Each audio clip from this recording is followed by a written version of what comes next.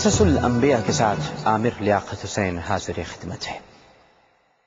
حضرت ابراہیم علیہ السلام کا روح پرور واقعہ آپ نے سماعت فرمایا، سلسلہ جاری و ساری ہے۔ حضرت ابراہیم علیہ السلام کی گفتگو اپنے والد سے ہو رہی ہے، یعنی آزر سے۔ دیکھیے کیا گفتگو ہوتی ہے۔ حضرت ابراہیم علیہ السلام کے باپ آزر نے کہا کہ اے بیٹے، تم میرے ساتھ میلے میں چلو۔ یہ عظیم الشان میلہ ایک بہت بڑے میدان میں لگتا ہے اور ہزاروں آدمی اس میں شریک ہوتے ہیں۔ یہ ہماری روایت کا حصہ ہے اور اس سے واقف ہونا تمہارے لیے ضروری ہے۔ لیکن قرآن کہتا ہے کہ حضرت ابراہیم نے توریا فرماتے ہوئے کہا۔ یہاں آپ کو میں یہ بتلاؤں کہ توریا کیا ہوتا ہے۔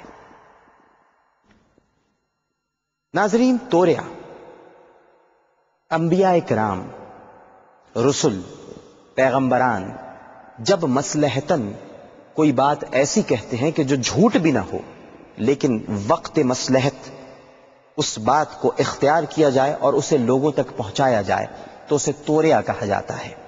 یعنی ہم انہیں جھوٹا نہیں کہہ سکتے، کوئی نبی کاذب نہیں ہو سکتا، جھوٹا نہیں ہو سکتا، غلط بات نہیں کہہ سکتا، یہ بنیادی ایمان ہے، لہٰذا وہ توریا کرتا ہے۔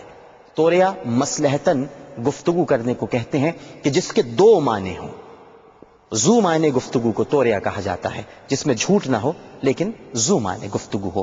اب حضرت ابراہیم نے کیا توریا کیا، آئیے بیان کرتے ہیں۔ حضرت ابراہیم علیہ السلام نے توریا فرماتے ہوئے کہا کہ میں بیمار ہوں۔ اب دیکھیے یہاں دو مطلب نکل رہے ہیں، کیونکہ وہ جانا نہیں چاہتے۔ کیوں نہیں جانا چاہتے؟ اس لیے کہ اس میلے میں بتوں کی پوجا کی جاتی تھی، تو ایک توحید پرست سے یہ کیسے توقع کی جا سکتی ہے کہ وہ بتوں کی پوجا کرے گا، لہٰذا یہاں توریا ہوا۔ اور دوسرا یعنی مصلحت کا دوسرا تقاضا کیا تھا، وہ یہ ہے کہ حضرت ابراہیم علیہ السلام نے ان لوگوں کے جانے کے بعد تمام بتوں کو توڑ ڈالا، ماں سوائے سب سے بڑے بت کے۔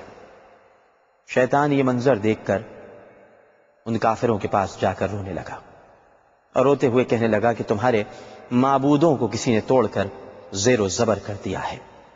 یہ سنتے ہی تمام کفار مغموم ہو کر سیدھے اپنے بت خانے کی طرف پہنچے، اور وہاں جا کر جب انہوں نے اپنے بتوں کا یہ حال دیکھا تو بہت زیادہ افسوس اور کفر میں مبتلا ہو گئے۔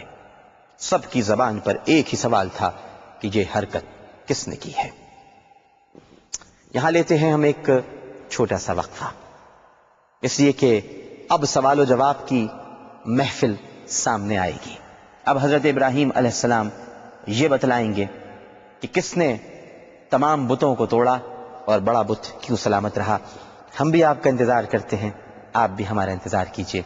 وقفے کے بعد پھر ملتے ہیں۔ قصص الانبیاء میں خوش آمدید۔ وقفے میں جانے سے قبل کفار سب سے یہ پوچھتے پھر رہے ہیں کہ یہ حرکت کس نے کی ہے، کس نے ہمارے بتوں کو توڑ دیا ہے، اور جس نے بھی کیا ہے وہ سخت مجرم اور ظالم ہے، ہم اس کا بدلہ ضرور لیں گے۔ یہ خبر نمرود تک بھی پہنچ گئی اور وہ بھی یہ کیفیات سن کر نہایت حیران اور پریشان ہوا۔ اس نے اپنی قوم کے سرداروں، چودھریوں، ان کو جمع کیا، بلایا اور خوب مشورے کیے۔ بالآخر یہ طے پایا کہ ایک عام دربار منعقد کیا جائے، اور جب تمام لوگ اس دربار میں حاضر ہو جائیں پھر اس نوجوان کو بھی طلب کیا جائے اور اس سے باقاعدہ مکالمہ کیا جائے تاکہ وہ لاجواب ہو کر ہمارے معبودوں کے ساتھ اچھا برتاؤ کرے۔ چنانچہ نمرود نے دربار منعقد کرنے کی تاریخ مقرر کر دی اور عام منادی کرا دی گئی، اور اس دربار میں حضرت ابراہیم علیہ السلام کو طلب کیا گیا۔ حضرت ابراہیم علیہ السلام کو سارے مجمع نے اور خود بادشاہ وقت نمرود نے بہت دھمکایا اور ڈرایا، اور کہنے لگے یہ تم نے ہمارے بتوں کے ساتھ کیا کیا، ان کو کیوں توڑا؟ حضرت ابراہیم علیہ السلام نے جواب دیا میں نے تو نہیں توڑا۔ یہ بھی توریا ہے ناظرین، اس کے بھی دو مطلب نکلتے ہیں۔ دراصل ان کا یہ جواب پروردگار پر اس یقین کی علامت تھا کہ جو کچھ ہوتا ہے واحد اللہ کی مرضی سے ہوتا ہے۔ چنانچہ دربار الہی سے حضرت ابراہیم علیہ السلام کو حکم ہوا کہ آپ ان لوگوں سے کہہ دیجئے کہ کیوں نہیں اپنے بڑے معبود سے دریافت کرتے ہو جو سب سے بڑا ہے اور اسی کے ہاتھ میں کلہاڑا ہے۔ انہوں نے نہایت ہی شرمندہ ہو کر یہ جواب دیا کہ اے ابراہیم، بت بھی کہیں بولتے ہیں، وہ نہ سنتے ہیں، نہ حرکت کرتے ہیں اور نہ وہ دیکھتے ہیں۔ یہ مایوسی کا جواب سن کر حضرت ابراہیم علیہ السلام نے اپنی قوم سے کہا کہ جو معبود بات نہیں کرتے اور نہ دیکھتے اور نہ سنتے ہیں، پھر ان کو تم خدا کیوں کہتے ہو اور کیوں ان کی عبادت کرتے ہو؟ یہ کیسی عقل مندی ہے، اس پر ذرا غور تو کرو۔ جب ان کافروں سے کوئی دلیل نہ بن سکی اور ہر بات میں وہ ناکام اور لاجواب رہے تو مجبوراً ان کے سرداروں نے حضرت ابراہیم علیہ السلام کو مار ڈالنے کی تجویز پیش کر دی۔ نمرود نے ان سرداروں کی تجویز کو عملی جامہ پہنانے کے لیے ایک اور اجلاس طلب کر لیا تاکہ اس طریقے پر غور کیا جا سکے جس پر عمل کر کے ابراہیم کو قتل کر دیا جائے۔ ناظرین، نمرود نے اجلاس طلب کر لیا ہے۔ اجلاس طلب کیا گیا ہے اس لیے کہ حضرت ابراہیم علیہ السلام نے ان بت پرستوں کے تمام بتوں کو توڑ ڈالا ہے۔ حضرت ابراہیم علیہ السلام نے بت پرستی کے خلاف علم بلند کر دیا ہے۔ حضرت ابراہیم علیہ السلام نے توحید پرستی کا پرچم لہرا دیا ہے۔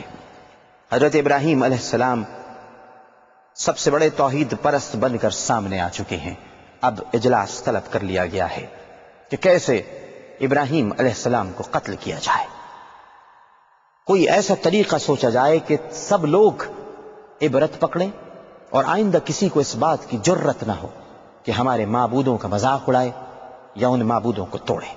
تاریخ بہت اہم موڑ پر پہنچ چکی ہے ناظرین۔ اجلاس میں کیا طے پایا، اجلاس کی کیا تفصیلات ہیں، اجلاس کیا کہتا ہے، کس نے کیا تجویز دی، اس پر ہم روشنی ڈالیں گے کل کے واقعات میں۔ یعنی حضرت ابراہیم علیہ السلام کے واقعات کا سلسلہ ابھی جاری و ساری ہے۔ ہم تک تاریخ وہ سب کچھ پہنچا رہی ہے جو امانتاً اس نے اپنے صفحات میں محفوظ کر رکھا ہے، اور تاریخ امانت میں کبھی خیانت نہیں کرتی ہے۔ اب دیکھنا یہ ہے کہ نمرود نے کون سی ترکیب لڑائی، اور اب دیکھنا یہ ہے کہ وہ آتش نمرود گل و گلزار کیسے بنی، عقل کی حجتیں کہاں ناکام ہوئیں اور عشق کہاں سرفراز ہوا۔ عامر لیاقت حسین کو اجازت دیجیے، لیکن اس وعدے کے ساتھ ناظرین کہ اپنا بہت خیال رکھیے گا۔ اللہ حافظ۔